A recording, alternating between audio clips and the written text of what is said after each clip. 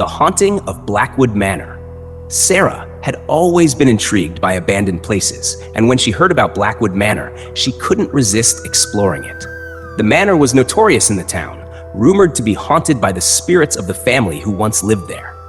Locals spoke in hushed tones about eerie sounds, flickering lights, and ghostly apparitions. Ignoring the warnings, Sarah decided to spend a night there. It was a chilly October evening when Sarah approached the crumbling gates of Blackwood Manor. The once grand mansion was now a decaying relic, with ivy creeping over its stone walls and shattered windows. She pushed open the heavy wooden doors, which creaked ominously, echoing through the empty halls. The air inside was thick with dust and the smell of mold. Armed with only a flashlight and her phone, Sarah began her exploration. The grand staircase was still intact, leading up to the darkened second floor. As she climbed the stairs, she could hear faint whispers, but every time she turned around, there was nothing there. She dismissed it as her imagination. Sarah wandered through the dark corridors, each room more dilapidated than the last. She found old paintings, their subjects' faces distorted and faded, watching her with empty eyes. An old piano sat in one room, its keys yellowed and covered in dust. On a whim, she pressed a key, and the sound echoed hauntingly through the silence. Suddenly, Sarah heard footsteps behind her. She spun around, but no one was there. The air had grown colder, and her breath came out in visible puffs. The whispers were getting louder now, forming words she couldn't quite make out. Fear began to creep in, but she pressed on, determined to uncover the secrets of the manor. As Sarah entered the master bedroom, her flashlight flickered, and she felt an icy presence around her. The room was filled with old, decaying furniture, but the most striking feature was the large, ornate mirror on the wall.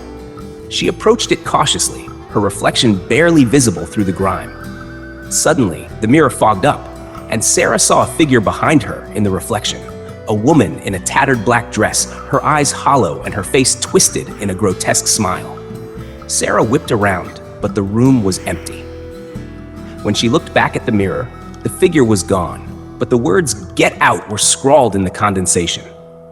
Panicking, Sarah stumbled out of the room and ran down the hallway. The whispers had turned into frantic screams, and the walls seemed to close in on her.